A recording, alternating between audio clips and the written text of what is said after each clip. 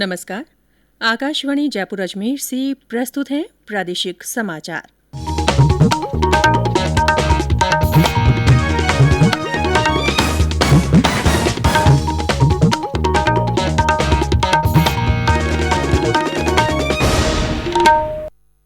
मुख्य समाचार।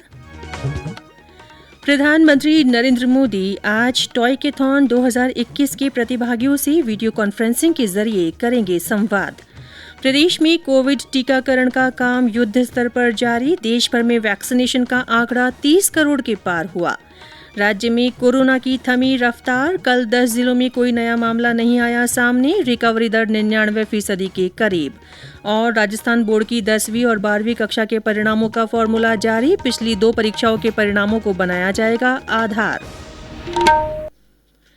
समाचारों के साथ मैं रितिका गुप्ता। देश भर में 18 वर्ष से अधिक आयु के सभी लोगों के लिए सरकारी केंद्रों में निःशुल्क टीकाकरण अभियान चलाया जा रहा है। आपसे अपील है कि कोविड रोधी टीका जरूर लगवाएं। कोरोना महामारी के प्रति कोई भी लापरवाही न बरतें। जब तक आवश्यक न हो घर से बाहर न निकलें और इन आसान उपायों का पालन करें। मास्क लगाएं, 2 गज की सुरक्षित दूरी बनाए रखें, बार बार हाथ धोएं, चेहरा साफ रखें और टीका जरूर लगवाएं। कोविड से संबंधित जानकारी और मार्गदर्शन के लिए राष्ट्रीय हेल्पलाइन नंबर 1075 पर संपर्क करें। राज्य के हेल्पलाइन नंबर 104 या 108 पर भी फोन कर सकते हैं। वरिष्ठ नागरिकों के लिए हेल्पलाइन नंबर है 14567। मनोवैज्ञानिक सहायता के लिए फोन नंबर 08046110007 पर संपर्क किया जा सकता है। कोविड बाद की समस्याओं के बारे में श्रोता 181 पर जानकारी ले सकते हैं। बच्चों की सहायता के लिए 1098 पर फोन किया जा सकता है। और अब समाचार विस्तार से। प्रधानमंत्री नरेंद्र मोदी आज टॉयकेथॉन 2021 के प्रतिभागियों से वीडियो कॉन्फ्रेंसिंग के जरिए बातचीत करेंगे। टॉयकेथॉन का उद्देश्य भारत में खिलौना उद्योग को बढ़ावा देना है। इस साल 5 जनवरी को शिक्षा मंत्रालय, महिला और बाल विकास मंत्रालय, सूक्ष्म लघु और मध्यम उद्यम मंत्रालय, उद्योग और आंतरिक व्यापार प्रोत्साहन विभाग, वस्त्र मंत्रालय, सूचना और प्रसारण मंत्रालय तथा अखिल भारतीय तकनीकी शिक्षा परिषद की ओर से टॉयकेथॉन 2021 की शुरुआत संयुक्त रूप से की गई थी। देश भर से लगभग 1,20,000 प्रतिभागियों ने इसके लिए 17,000 से अधिक विचार प्रस्तुत किए हैं। कोविड-19 प्रतिबंधों के कारण इस ग्रैंड फिनाले में डिजिटल टॉय आइडिया वाली टीमें होंगी। नॉन डिजिटल टॉय कॉन्सेप्ट के लिए एक अलग कार्यक्रम आयोजित किया जाएगा। प्रदेश में कोविड टीकाकरण का काम युद्ध स्तर पर जारी है। टीकाकरण के काम में पिछले कुछ दिनों में और तेजी आई है। राज्य में अब तक 2,23,76,000 से अधिक टीके लगाए जा चुके हैं। इनमें 1,86,36,000 से अधिक पहली और 37,40,000 से अधिक दूसरी डोज शामिल है। कल 3,38,860 टीके लगाए गए। इनमें 18 से 44 वर्ष आयु वर्ग के 2,61,500 से अधिक को पहली डोज और 629 को दूसरी डोज दी गई। इधर भारत ने टीकाकरण कवरेज में 30 करोड़ का आंकड़ा पार कर एक और महत्वपूर्ण उपलब्धि हासिल कर ली है। कल देर शाम तक 30,09,69,538 लोगों को टीका लगाया जा चुका था।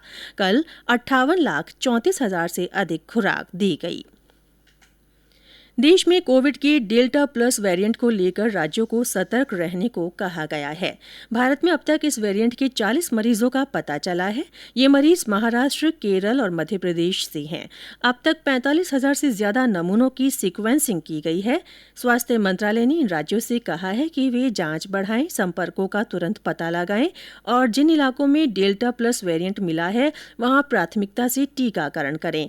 इधर प्रदेश में भी मुख्यमंत्री अशोक गहलोत ने इस नए वेरिएंट को लेकर अधिकारियों से विशेष सतर्कता बरतने और अधिक से अधिक लोगों का समय पर टीकाकरण सुनिश्चित करने को कहा है। उन्होंने कहा कि तीसरी लहर की आशंका को देखते हुए प्राथमिक और सामुदायिक स्वास्थ्य केंद्रों तक चिकित्सा सुविधाओं को मजबूत किया जा रहा है। केंद्र की ओर से कोरोना के प्रति जागरूकता लाने के लिए जन आंदोलन चलाया जा रहा है। इसी के तहत आकाशवाणी जयपुर के समाचार बुलेटिनों में प्रसारित की जा रही विशेष श्रृंखला जनता का संदेश, जनता के नाम में सुनिए हमारे श्रोता का संदेश। नमस्कार, मैं बीकानेर राजस्थान से सनी शर्मा। हमें विभिन्न सावधानियां रखना अत्यावश्यक है। कृपया वैक्सीन लगवाएं, क्योंकि वैक्सीन से ही होगी विक्ट्री। भारत में बनी वैक्सीन पूर्णतः सुरक्षित है। कृपया रोज आधा घंटा योग अवश्य करें। घर पर रहें, सुरक्षित रहें, मास्क का उपयोग अवश्य करें। धन्यवाद। ये समाचार आकाशवाणी जयपुर अजमेर से प्रसारित किए जा रहे हैं। समाचार अभी और भी हैं, उससे पहले कोरोना जागरूकता संदेश। चलो मिलकर एक शुरुआत करें, चलो एक फैसला आज करें। मास्क नहीं तो टोकेंगे, कोरोना को रोकेंगे। चलो एक इरादा करते हैं, चलो कुछ वादा करते हैं। मास्क नहीं तो टोकेंगे, कोरोना को रोकेंगे। प्रादेशिक समाचारों में फिर से आपका स्वागत है। राज्य में कोरोना का प्रसार अब सिमटने लगा है। कल 10 जिलों में इस रोग का कोई नया मामला सामने नहीं आया। 19 में नए मामले 2.5 से नीचे दर्ज किए गए। कल कोरोना के 155 नए संक्रमित मिले। इस बीमारी से 364 मरीज कल ठीक भी हुए। राहत की बात यह रही कि कल प्रदेश भर में कोरोना से महज 1 मृत्यु रिपोर्ट हुई। रिकवरी दर बढ़कर 99% के पास पहुंच गई है। कल सबसे ज्यादा 31 संक्रमित एक बार फिर अलवर जिले में मिले। जयपुर में 28, जोधपुर में 20, सिरोही में 11, श्रीगंगानगर और नागौर में 9-9, बीकानेर और सीकर में 8-8, झालावाड़, झुंझुनू, करौली और उदयपुर में 3-3, अजमेर, चित्तौड़गढ़, कोटा में 2-2, बांसवाड़ा, बारां, भरतपुर, जैसलमेर, पाली, प्रतापगढ़ और राजसमंद में 1-1 व्यक्ति में इस रोग की पुष्टि हुई है। राजस्थान माध्यमिक शिक्षा बोर्ड के 10वीं और 12वीं कक्षा के परिणाम 3 साल के अंक भार के आधार पर तय किए जाएंगे और अगले 1.5 महीने में परिणाम जारी कर दिए जाएंगे। शिक्षा विभाग की ओर से परिणाम तय करने के लिए गठित कमेटी के फॉर्मूले को सरकार ने मंजूरी दे दी है। शिक्षा मंत्री गोविंद सिंह डोटासरा ने परीक्षा परिणाम का फॉर्मूला जारी करते हुए बताया कि कक्षा 10 के विद्यार्थियों के अंक निर्धारण के लिए 8वीं की बोर्ड परीक्षा का 45%, 9वीं के प्राप्तांकों का 25% और 10वीं के अंक भार का 10% योग रखा जाएगा। 17 का अंक भार 20% रहेगा। 12वीं के विद्यार्थियों के अंक निर्धारण का फॉर्मूला उनके 10वीं के बोर्ड परीक्षा के प्राप्तांकों का 40%, 11वीं कक्षा के अंक भार का 20% और 12वीं के अंकों का भी 20% ही कुल योग में रखा गया है। बूंदी आज अपना 780वां स्थापना दिवस मना रहा है। इस मौके पर शहर की चौगान दरवाजे पर शहनाई वादन किया गया और कोरोना प्रोटोकॉल के साथ कार्यक्रमों की विधिवत शुरुआत हुई।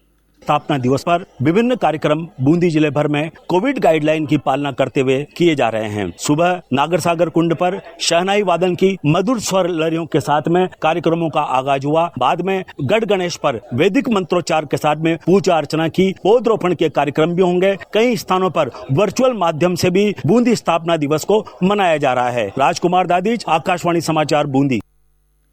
भरतपुर के केवलादेव राष्ट्रीय उद्यान से करीब 500 हिरणों को कोटा के मुकुंदरा टाइगर रिजर्व में भेजा जाएगा।